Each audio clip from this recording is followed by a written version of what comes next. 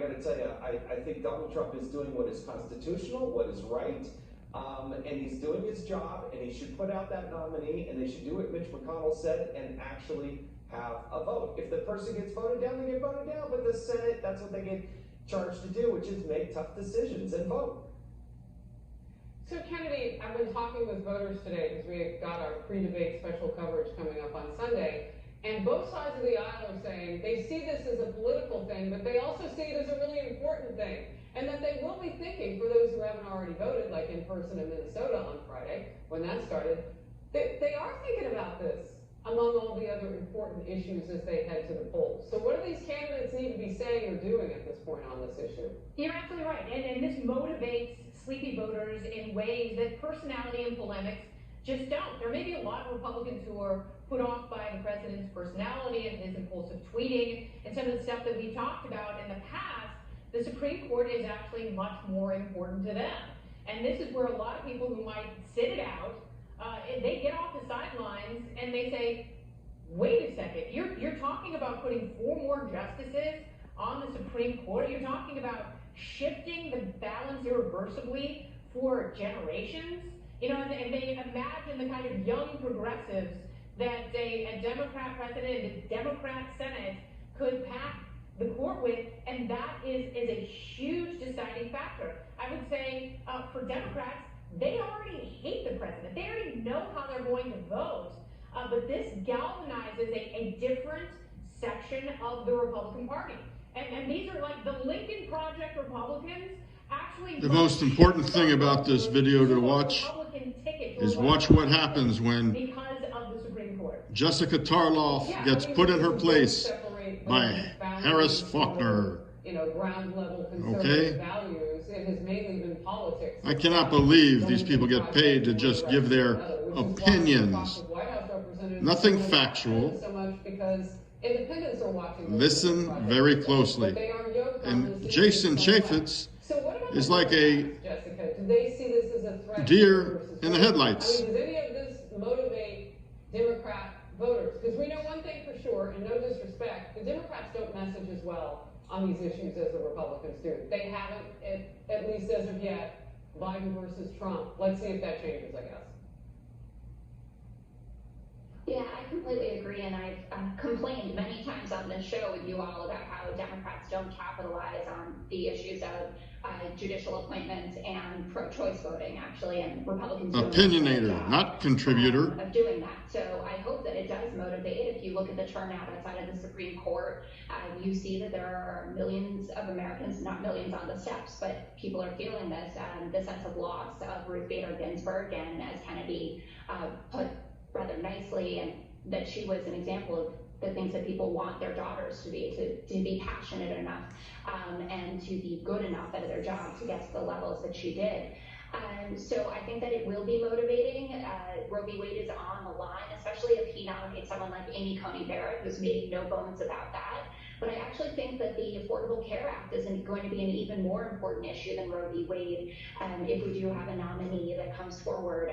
We have 7 million more Americans now that have a pre-existing condition because they had COVID-19. Healthcare is the #1 issue. The president is underwater in his handling of the coronavirus, and Obamacare has never been more popular. So that's what I'm watching. And one thing Democrats do message well on is healthcare, and that's how we won the 2018 midterms. So I think we can use this to our advantage. So, Melissa, I have a couple of different ways I want to go here. I for the interest of time, will just mention one. Do we need more justices on the court? Should we go back to a bigger number than the current 9? Here we go. Get ready, people. Listen up. But where I really want to go with you is, when you hear Nancy Pelosi say impeachment, what does that do to your ear? Because, you know, as Jason pointed out, they've already impeached him in the House. So now she would want to do that again, and it didn't help them politically, Democrats.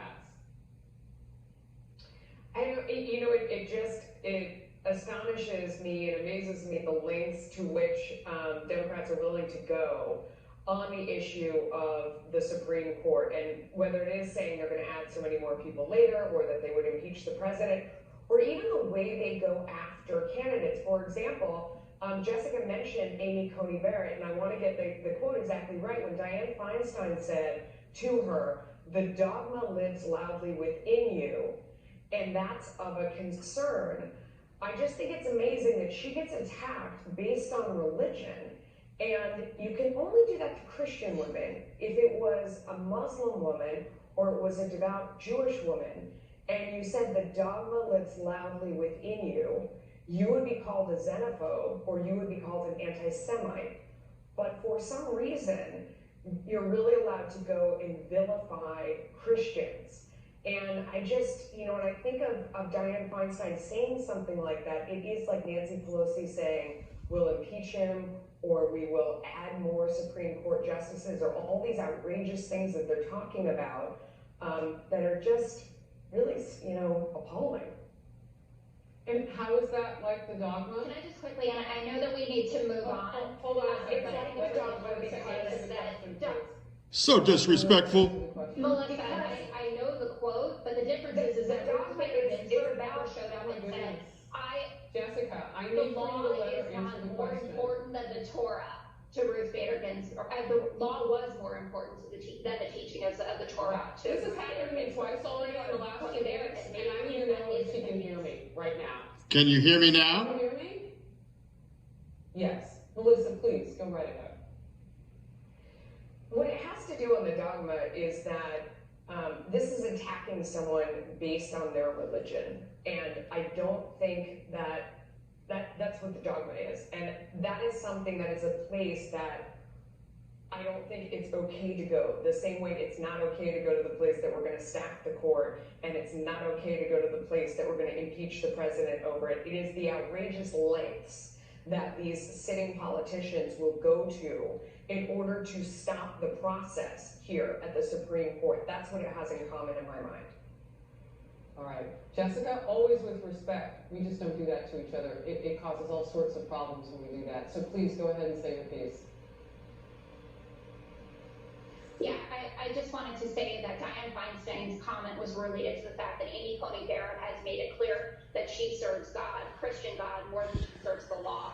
And you never heard from Ruth Bader Ginsburg that she thought that the law was subservient to the Torah, that she would be following that. If we had a Muslim nominee who said that Jason, what do you have to say for yourself, Jason Chaifetz? The law of the land was that I would expect Dianne Feinstein to say exactly the same thing. This is not about attacking Christians. It's about attacking someone or saying that someone is unfit for this job because they do not believe that law is supreme to everything else, which is what we need in a jurist to make Jessica sure Tarlov needs to apologize. All right. What we do know is that we'll never know that. And that is your opinion. As always, that's what we're free to express here on Outnumbered. We're moving on. 6 weeks out from Election Day, Joe Biden indicates he will not Yeah. potential Supreme Court. Smackdown. Jessica Tarlov got called out. Time to put her back on the shelf. Just like the elf on the shelf. Next to Joe Biden.